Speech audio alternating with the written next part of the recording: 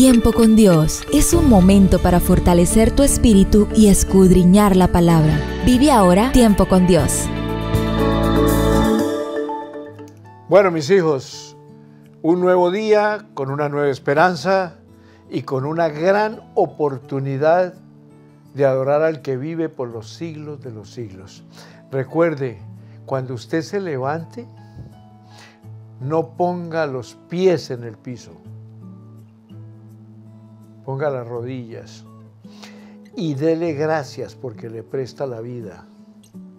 Y dele gracias porque tuvo un techo donde descansar, una alcoba donde descansar. Tú tienes una familia. Dele gracias, adórelo, exáltelo, glorifíquelo. Nunca le dé lugar a que la mente esté pensando en los chicharrones que tiene que resolver.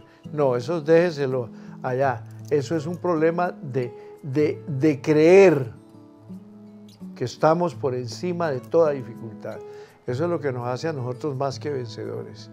Por lo tanto, entrémosle al tema que tenemos hoy, que es valiosísimo, la realidad de la resurrección de Cristo, porque si Cristo no hubiera resucitado, estábamos nosotros aquí perdiendo tiempo. Y en la pregunta que Pablo hizo en su defensa ante el rey Agripa, se manifiesta cierto asombro.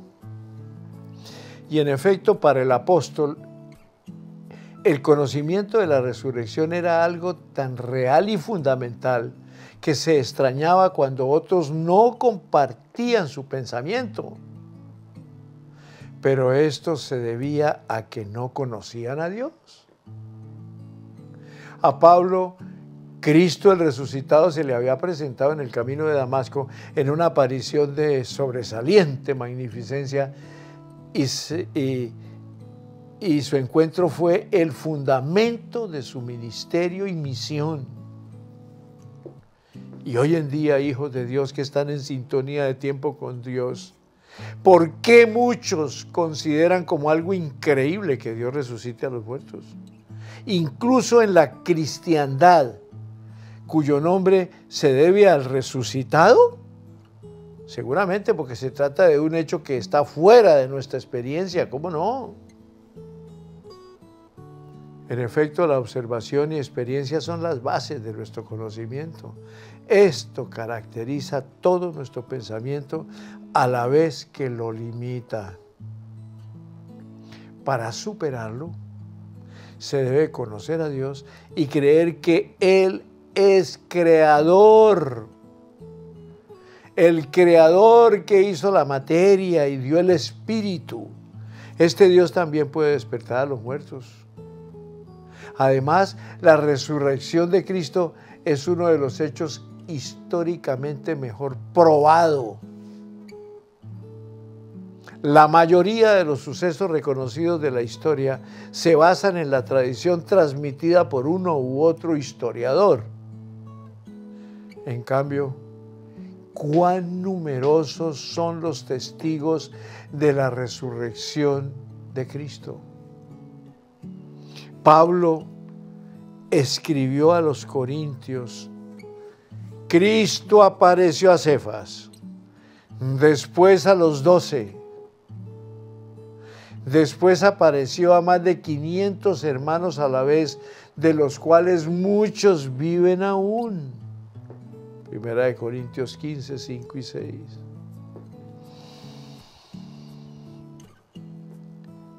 En Hechos de los Apóstoles, capítulo 26, versículo 8, dice que se juzga entre vosotros cosa increíble que Dios resucite a los muertos. ¿Y quién está hablando? El apóstol Pablo. Y en la primera carta a los Tesalonicenses, capítulo 4, 13 al 18, dice: tampoco queremos, hermanos, que ignoréis acerca de los que duermen, para que no os entristezcáis como los que no tienen esperanza. ¿Quiénes son los que no tienen esperanza? Los que no tienen a Cristo en su corazón. Porque si creemos que Jesús murió y resucitó, así también traerá Dios con Jesús a los que durmieron en Él. Por lo cual os decimos esto en palabra del Señor, que nosotros, que vivimos, que habremos quedado hasta la venida del Señor, no precederemos a los que durmieron. Porque el Señor mismo, con voz de mando, con voz de arcángel y con trompeta de Dios, descenderá del cielo. Óigame. Y los muertos en Cristo resucitarán primero.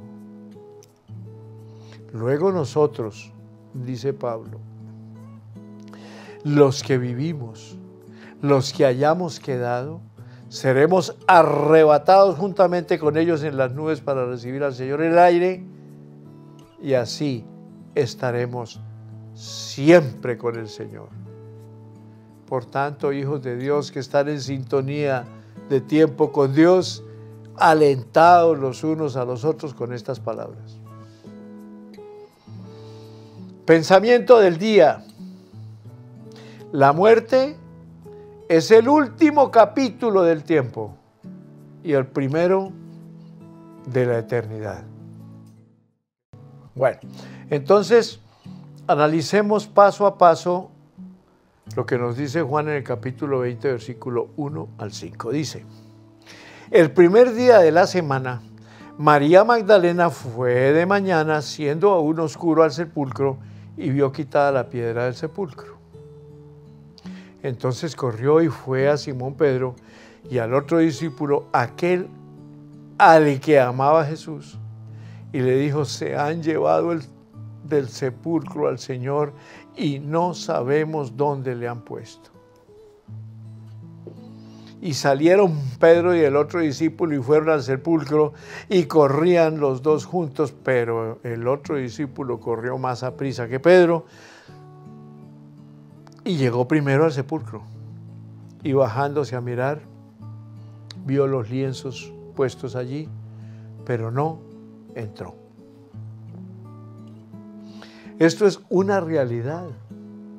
Esto no fue escrito para ilusionarnos, ni por alucinaciones.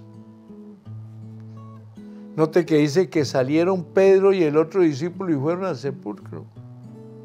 Corrían juntos, pero el otro discípulo corrió más deprisa que Pedro y llegó primero al sepulcro. Y cuando se encontraron fue con los lienzos. Pero Jesús no estaba. Estaba lo que él había dejado. Hijos, la realidad de la resurrección de Cristo nos tiene que dar a nosotros, los auténticos cristianos, la seguridad de que todo lo que vivimos fundamentado en la bendita palabra, no en agüeros, ni en asuntos denominacionales, es una realidad. Jesús murió, Jesús resucitó, está a la diestra del Padre, y lo más lindo es que viene pronto, que debemos estar preparados. Todos los anuncios que él dio en Mateo capítulo 24, cuando le preguntaron los discípulos que cuándo sería el fin de todas las cosas y su inminente venida, ¿qué dijo el Señor Jesús? Pues mire que nadie los engañe, porque aparecerán falsos cristos y falsos profetas y engañarán a que se deje engañar. Pero le voy a dar unas señales corticas. Habrán guerras, rumores de guerras, habrán terremotos en diferentes lugares, habrán pestes. Hijos de Dios que están en sintonía en tiempo con Dios, todo eso ya lo hemos vivido y en la actualidad lo estamos viviendo con una peste fuerte. Es la realidad de lo que el Señor Jesús enseñó. Esto no se escribió por escribirse, ni para asustar, ni para entretener a nadie. No, eso fue escrito hace más de 2000 años. Lo dijo el Señor Jesús, lo escribieron los discípulos y lo han transcrito por los siglos a través de muchas versiones, y algunas cambian el lenguaje, pero el sentido del mensaje es exactamente el mismo. Esa es la realidad de la resurrección. Pero agreguémosle algo que es muy claro. Si Cristo no hubiera resucitado, ninguno de los cristianos estaríamos salvos. Simplemente murió, lo enterraron, se descompuso y se acabó, un muerto más. ¿Y en quién estaríamos creyendo nosotros?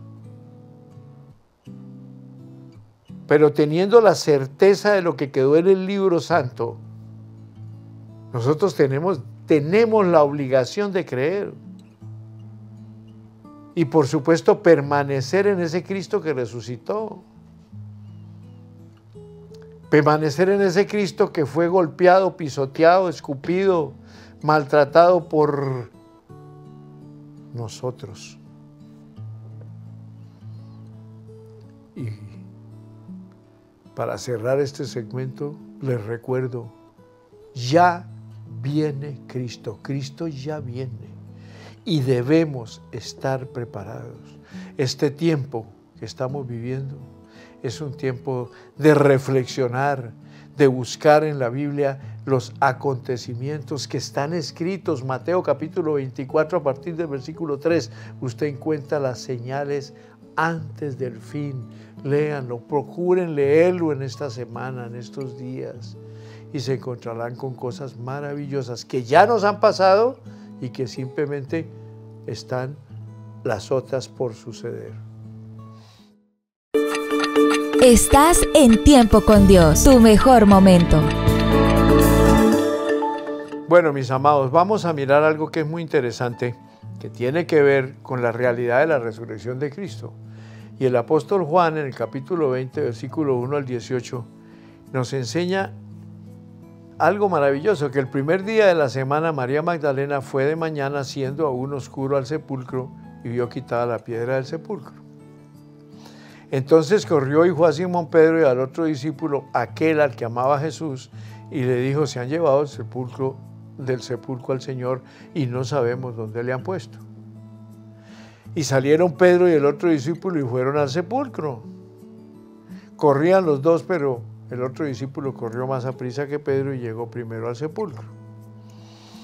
Y bajándose al mirar, vio los lienzos puestos allí, pero no entró. Luego llegó Simón Pedro tras él y entró en el sepulcro y vio los lienzos puestos allí. Y el sudario que había estado sobre la cabeza de Jesús, no puesto con los lienzos, sino enrollado en un lugar aparte. Entonces entró también el otro discípulo que había venido primero al sepulcro y vio y creyó, porque aún no habían entendido la Escritura, pero era necesario que Él resucitase de los muertos, ¿cómo no? Y volvieron los discípulos a los suyos. Pero María estaba afuera llorando junto al sepulcro, y mientras lloraba se inclinó para mirar dentro del sepulcro. Y vio a dos ángeles con vestiduras blancas que estaban sentados, uno a la cabecera y el otro a los pies, donde el cuerpo de Jesús había sido puesto. Y le dijeron: mujer, ¿por qué lloras? Les dijo: porque se han llevado a mi Señor y no sé dónde le han puesto. Cuando había dicho esto, se volvió y vio a Jesús que estaba allí, mas no sabía que era Jesús.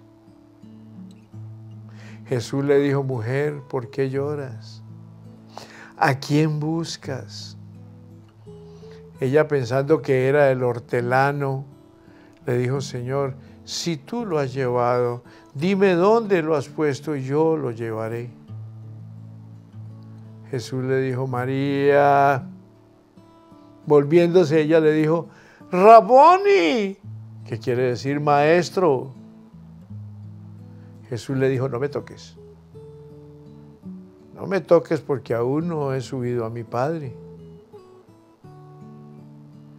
Mas ve a mis hermanos y diles, subo a mi Padre, a vuestro Padre, a mi Dios, a vuestro Dios.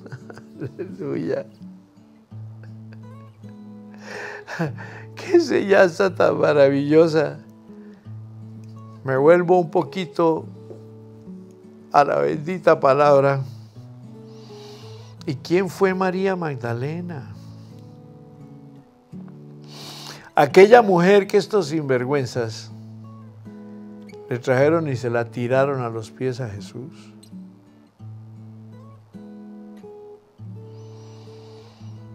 Para acusarla de ser una mujer adúltera.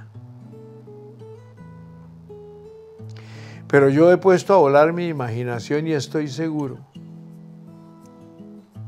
Y si no estoy seguro, que Dios me perdone.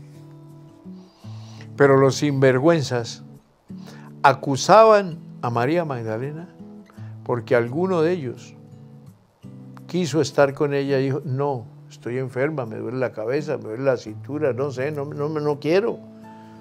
Y entonces fui y alborotó los otros para que vinieran y apedrearan a esta mujer porque era adúltera. Y eso, según la ley, estaba perfecto, estaba bien. Y vienen y se la tiran a Jesús allá en los pies y contaron su pecado. ¿Qué dijo Jesús? Nada, se quedó calladito. Sin embargo, de un momento para otro levantó su voz y dijo, si alguno está libre de pecado, para mí esta frase es significativa. Tenía que preguntar, si alguno de ustedes no ha estado con ella, tire la primera piedra.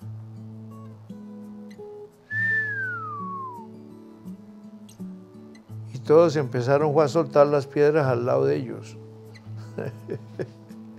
No es poner a volar la imaginación, sino entender, si ustedes no han estado con ella, están libres de pecado. Pero resulta que ellos soltaron las piedras y el Señor le dice, mujer, ¿dónde están los que te acusaban? Y ella, sollozando, dijo, maestro, se han ido. No hay ninguno, se han ido. ¿Qué le dice el Señor Jesús lleno de amor y de ternura? Vete tú también y no peques más. Ese es el sentido del amor de Dios. El amor de ese Cristo bendito. Estás en Tiempo con Dios, tu mejor momento.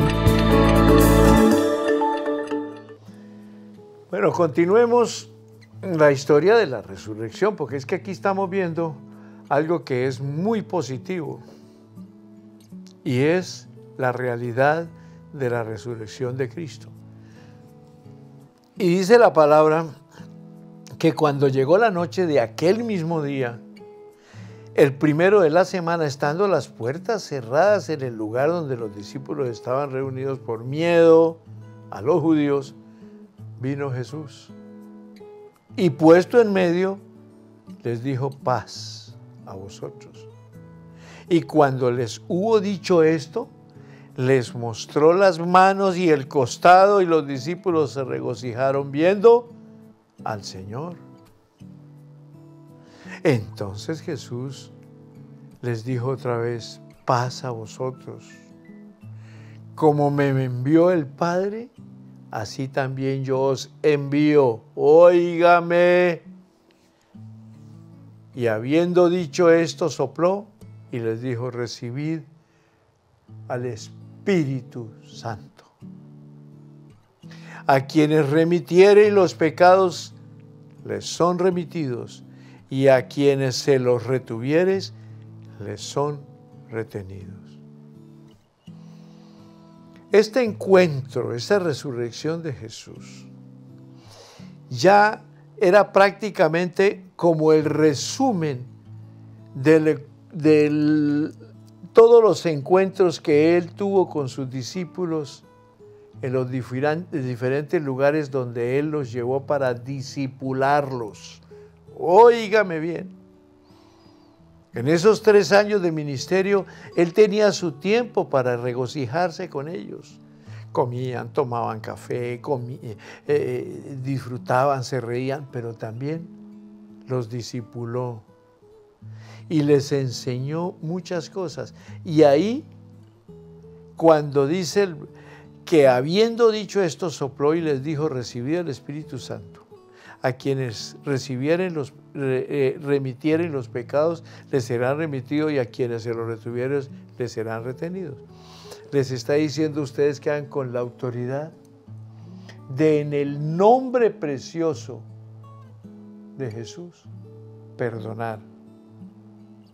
Orando por ellos, llevándolos a una reconciliación, haciéndoles también el discipulado y también enseñándoles lo que yo les he enseñado, para que ellos sigan la gran comisión hasta el fin de los días.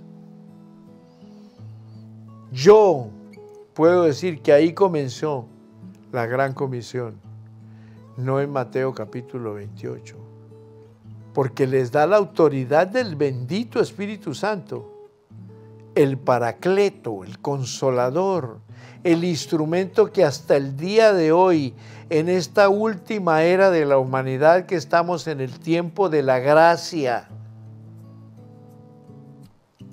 pertenece al bendito Espíritu Santo. Y él se lo dijo a los discípulos: yo me tengo que ir, yo me voy, pero les dejaré al Consolador, al Espíritu Santo, que estará con vosotros. ¿Ah? Entonces les estaba dando la autoridad para que entendieran que todo lo que les había dicho, estando antes de su resurrección, estando con ellos en los diferentes lugares donde estuvieron discipulándose, él les había dicho esto. Y ahora viene y les sella, que después vino ya la venida, el día de Pentecostés, estando allá en el aposento alto. Pero aquí, yo estoy seguro que aquí empezó a nacer la gran comisión, porque ellos tal vez no habían entendido, todavía no habían entendido lo que había pasado con la resurrección. Sin embargo, les da ya la comisión: vayan, liberen a los pecadores, porque todos los pecadores, desde Adán hasta el día de hoy, o hasta esta persona que está delante de ustedes, no cometió las burradas que cometió, los errores que cometió, ni ninguno de ustedes, los que están en sintonía de tiempo con Dios, nunca cometieron los errores que cometieron porque les provocó hacerlo, sino porque el ladrón miserable les instó y los llevó a cometer los errores que cometieron. Pero por la misericordia de Dios hoy en día están perdonados, ustedes están en Cristo, son nuevas criaturas, las cosas viejas pasaron y ahora son unas nuevas criaturas que están viviendo para ese Cristo de la gloria que los ama, y de ustedes todas las generaciones futuras, hasta 1000 generaciones, están cubiertas con esa cobertura santa.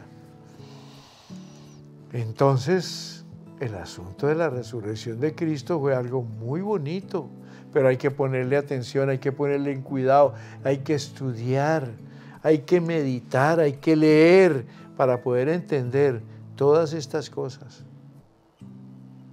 Y ahí en Hechos de los Apóstoles, que de pronto lo vemos dentro de un momento, nos encontramos en Hechos de los Apóstoles capítulo 1, nosotros nos encontramos con algo maravilloso que de pronto lo vemos un poquito más adelante. Vamos al próximo segmento.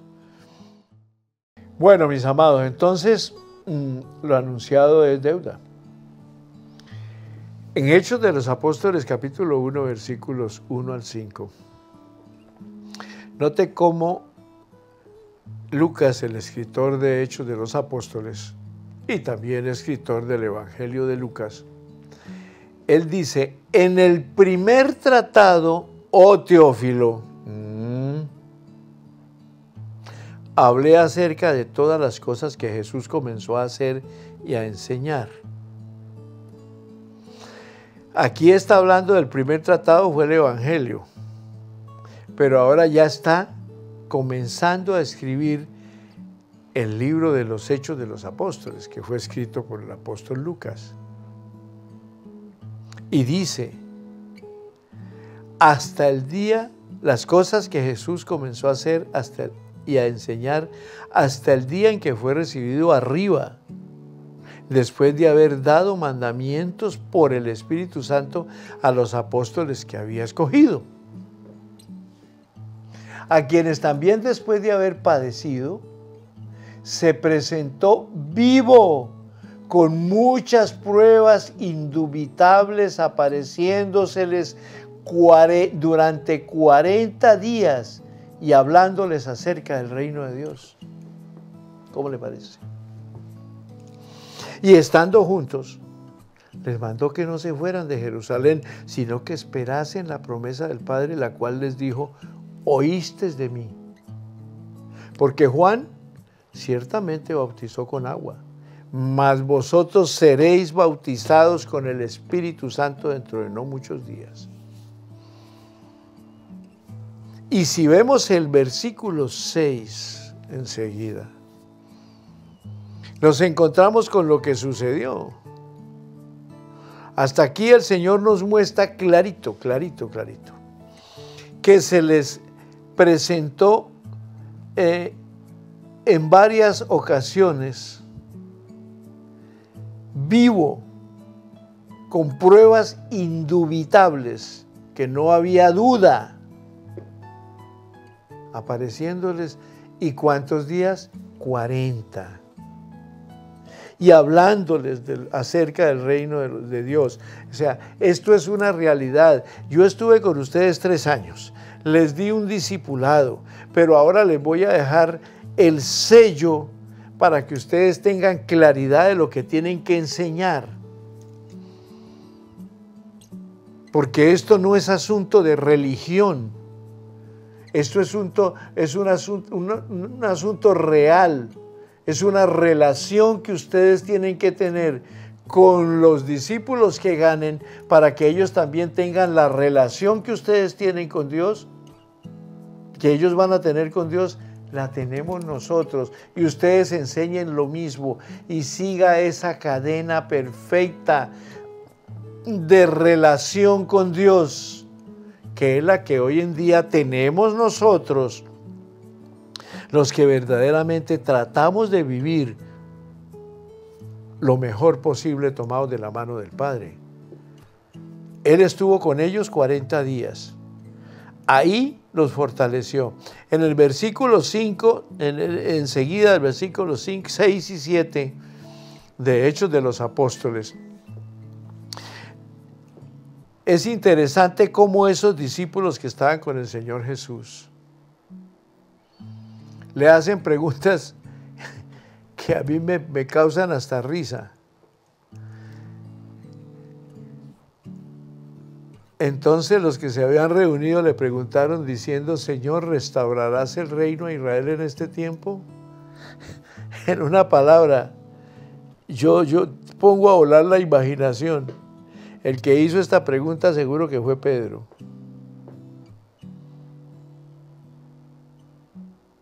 ¿Cómo le parece?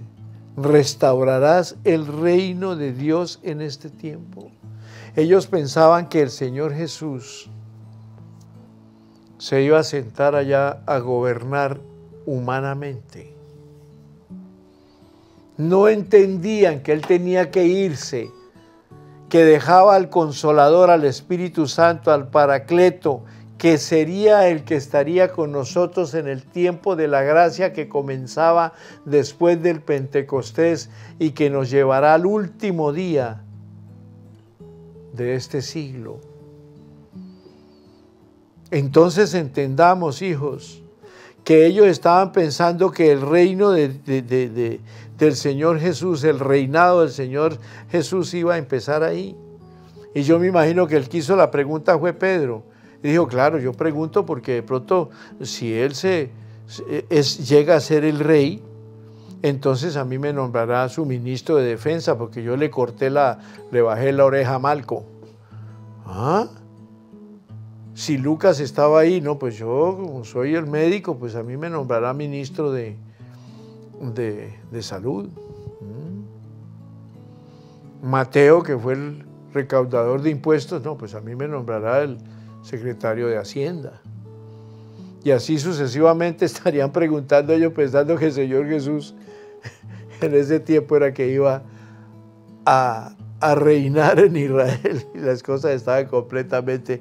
Por eso yo creo que el Señor, con todo respeto, se cogió su cabecita y dijo, estos socos no han entendido nada, pero recibiréis poder cuando haya venido sobre vosotros el Espíritu Santo, para que me sean testigos en Jerusalén, en toda Judea, en Samaria y hasta lo último de la tierra. Y partió. Estás en Tiempo con Dios, tu mejor momento. Perfecto, mire hijos, ya estamos por concluir por el día de hoy, pero es tan interesante esta parte de la resurrección de Cristo y desde luego su partida hacia el trono de Dios, pero también es yo diría que tan triste que los discípulos que estuvieron con él 3 años todavía estuvieran pensando de que el Señor Jesús iba a reinar en ese tiempo. Y por eso en el segmento anterior le decía que, maestro, ¿restaurará el reino de Israel en este tiempo? El Señor les de una vez le respondió clarito, no os toca a vosotros saber los tiempos y las sazones que el Padre, óigame, que el Padre puso en su sola potestad. Pero eso sí, prepárense, porque recibiréis poder cuando haya venido sobre vosotros el Espíritu Santo, para que me sean testigos allá en Jerusalén, óigame, luego en Judea, luego en Samaria, y luego vayan hasta Cúcuta, hasta lo último de la tierra. Y habiendo dicho estas cosas, viéndolo ellos, partió. Pero lo interesante es que este caminar, cuando les dice que recibirían poder cuando viniera el Espíritu Santo, para que fueran los testigos del Señor Jesús, primero en Jerusalén, les pone un orden de trabajo. No se vayan para otro lado. Primero edifiquen, hablen la verdad aquí, en Jerusalén. Cuando ya tengan un grupo bien sobresaliente de creyentes en Jerusalén, entonces múdense a Judea y hagan la tarea en Judea. Cuando ya haya un crecimiento de la verdad, del camino, la verdad y la vida, que soy yo, entonces se van a Samaria. Y de ahí en adelante tienen el mundo entero, hasta lo último de la tierra. Yo jocosamente digo Cúcuta porque doy gloria a Dios, que no es un juego ni una coincidencia, ni cosas que salieron de así.